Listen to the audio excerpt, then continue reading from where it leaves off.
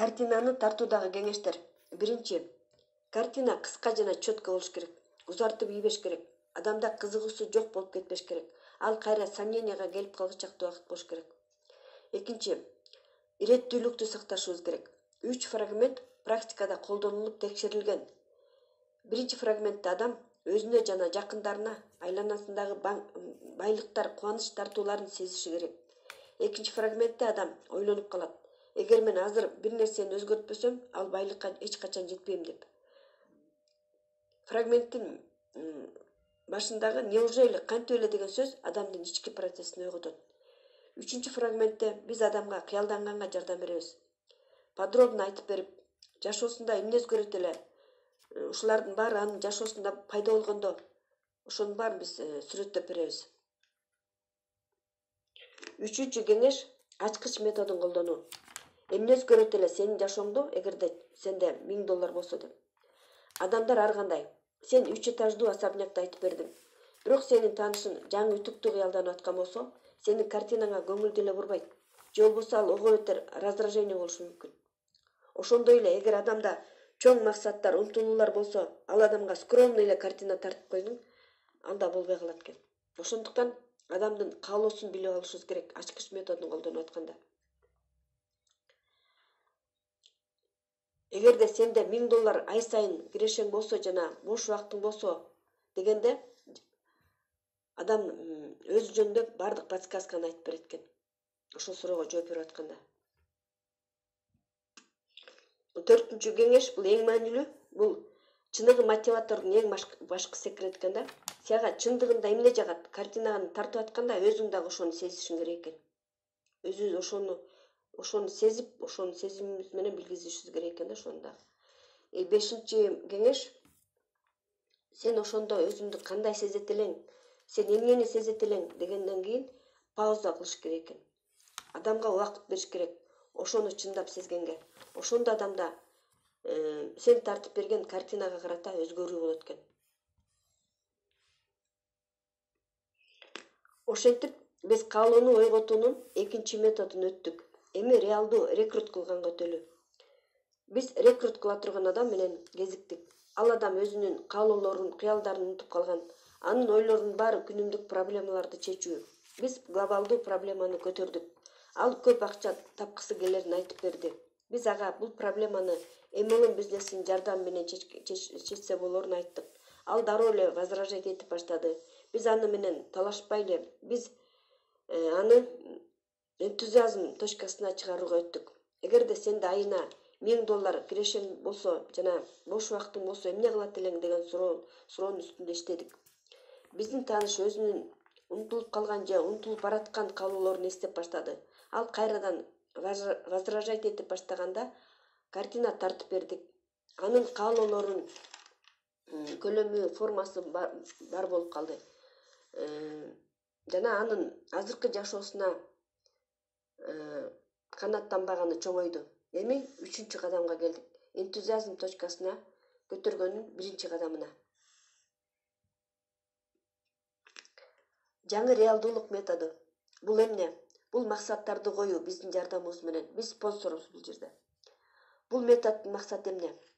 Суроолорду берип атып, анын каалоолорун жасаш керек деген деңгээлге жеткиребиз. Ошондо биздин таанышта мүмкүнчүлүктөрдү издөө осознаниясы пайда болот. Бизге ошол мүмкүнчүлүктөр керек. Акыркы картинаны тартып бүтүп, суроону берип, ошондо сен эмнени сезет элең деп бир аз пауза кылып туруп, жаңы реалдуулук методун колдонобуз анан. Муну айтсаң деп туруп, пулеметтор менен аткандай болуп, жарым секундалык пауза менен кийинки суроолорду беребиз. Сен чындыгында кандай жашаганды каалар элең? Сен балдарың менен кандай жашоону чындыгында каалайт элең? Кайсы жерлерде болгуң келет эле? Кандай иш менен алектенгиң келет? Башка адамдарга сиз кандай личность болуп көрүнгүңүз келет со стороны?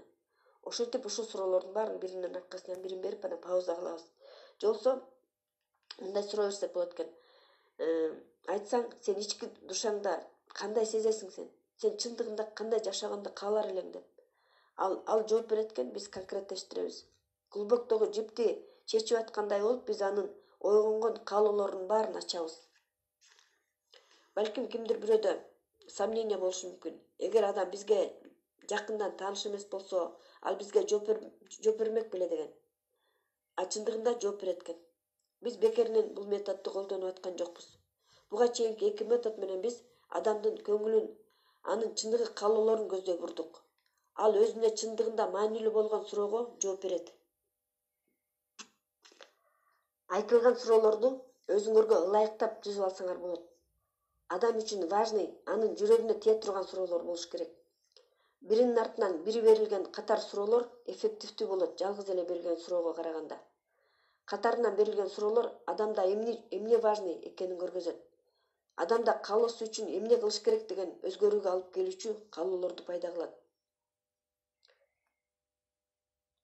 Суроолор менен иштешүүдөгү 3 секрет.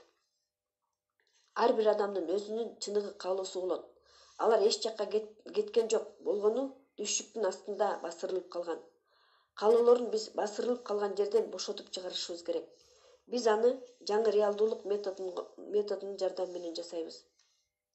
Таанышыбызга маанилүү суроолорду беребиз.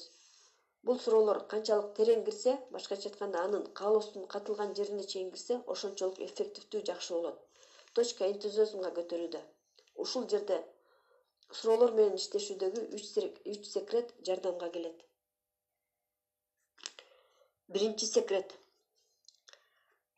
Элестетиңиз, сиз 2 баласы бар, айына $200 тапкан адамга суроо берип атасыз. Сиз кандай жашагыңыз келет? Өзүңүздү ошонун ордуна коюңуз. Ал эмнени сезет?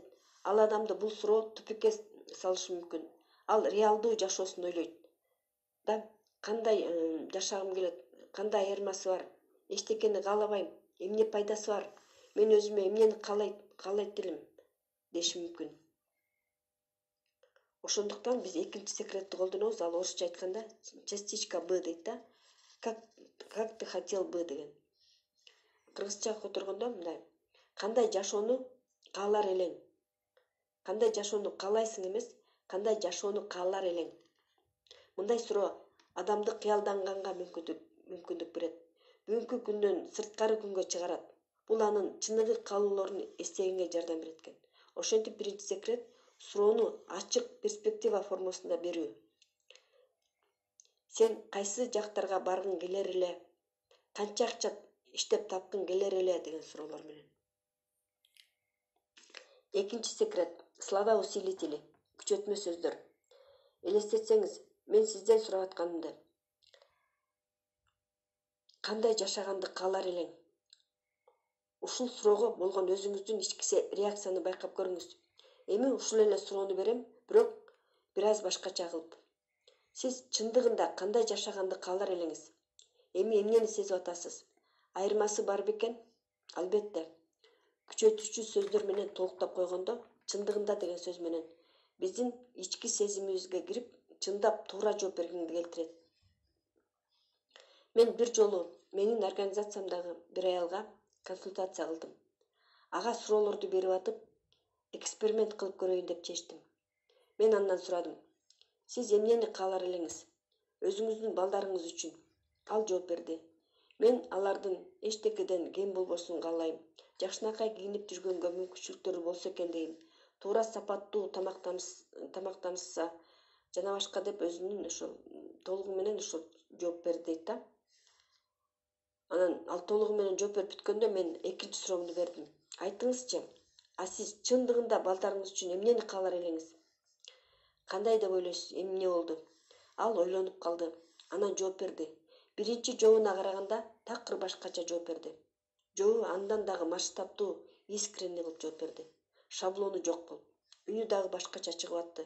Ушунун баары мен суроома бир сөздү кошуп койгонум үчүн эле болду. Чындыгында деген сөз. Ошентип экинчи секрет суроо берип атканда күчөтүүчү сөздөрдү колдонгула. Күчөтүүчү сөздөргө төмөнкү 3 сөздөр кирет. Действительно, на самом деле, по-настоящему. Ошондо кыргызча отургондо чындыгында деген сөздү кошсок болот экен. Үчүнчү секрет эмоциональные конкретизаторы. Бир жолу мен бир аял менен жолугушуу өткөрүп аткам. Ага MLM бизнесинин мүмкүнчүлүктөрүн айтып берип аткам. Ачкыч методун колдонуп, мен анын 3 комнаталык өзүнүн квартирасы болуусун кыялданарын билдим. бир канча картиналарды тартып, аны эргүү состояниясына келтирип, кийинки 3 методго өттүм. Пулемет менен аткандай болуп, 5 суроо берип туруп, пауза кылып, анын жообун конкреттештирип баштадым. Андан сурадым: кайсы райондон каалар элең квартираны? Кайсы үйдө кандай ремонт жасар элең өзүңдүн көптөн бери каалап жүргөн үйүңө? Андан ары мен эмне деримди билбей калдым. Менде мындай абал мурда да бир канча жолу болгон. Мен дагы эмне жөнүндө суроо беришти билбей калдым. Үйүндө кандай ковровый покрытие болушун каалайсың деп сурасамбы? Плинтустун цвети канча полочка болот ваннада десемби? Мен эгерде ушундай суроолорду берсем, эмоционалдык накал жоголуп кетерин сезип турдум. Бирок түшүнүп аттым, суроолор менен иштөө дагы эле бүтө элек экенин. Экинчи кадамга өтүү али эрте. Эмне кылсам? Жалпы конкреттештирүү суроосун бердим. Анан эмоционалдык суроого өтүш керек. Сен өзүңдү ошондо кандай сезер элең? Сага булар эмнеге керек? Бул эң жакшы суроо. Адамдын мээси компьютерге окшош. Кандай суроо берсең, ошону чечет. Суроого жараша жооп издейт. Эгерде адамдан сага булар эмне үчүн керек эмес деп сурасаң, анда мээ булар эмне үчүн керек эмес деген себептерди издеп баштайт. Адамдан сага эмне үчүн булар керек деп сураганда, ал ошону подтверждать эте турган жоопту берет.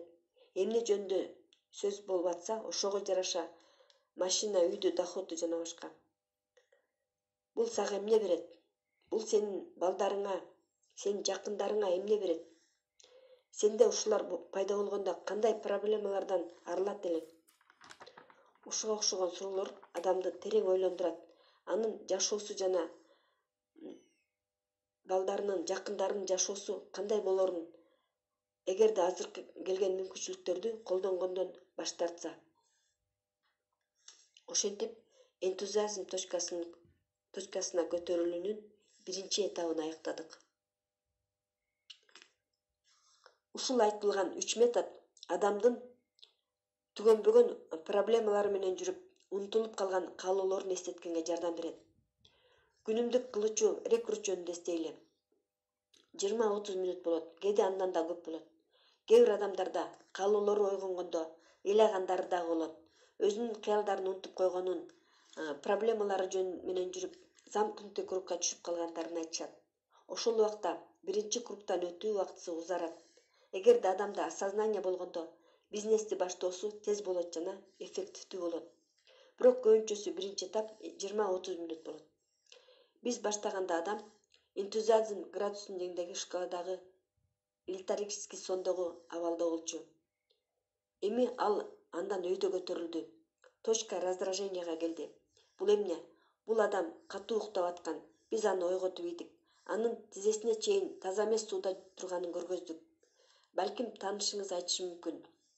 Ооба, мен ошолорду каалайм. Ооба, мен көп нерсени өзгөрткүм келет. Бирок андан эмне пайда? Мүмкүнчүлүктөр жок да. Эң жакшы. Биринчи этаптын маселеси толугу менен аткарылды. Эми экинчи этапка өтүүгө убакыт келди. Адам мүмкүнчүлүктөрдү каалап атат. Аларга мүмкүнчүлүктөрдү бер.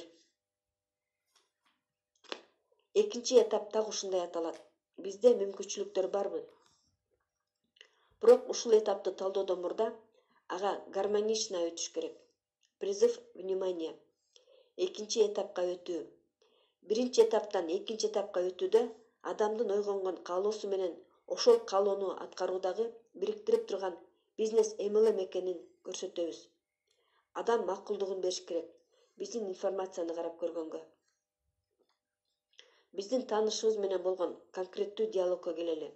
Сиз: Коля, сенин азыркы айтып аткан жашооңдун өзгөрүшүн сен чын эле каалайсыңбы? Бир нече конкреттүү каалоолорун айтышыбыз керек. Сиз: чын эле ошол сага маанилүүбү? Албетте. Сиз: анда сен мен сага айта турган маалыматты көңүл буруп угуп көрбөйсүңбү? Балким бул кокустук эмес, балким бул сенин шансың. Анда кичине сомнение пайда болушу мүмкүн. Билбейм, мен ушул бизнеске көп мамилем анча эмес. Сиз: билесиңби анекдотту?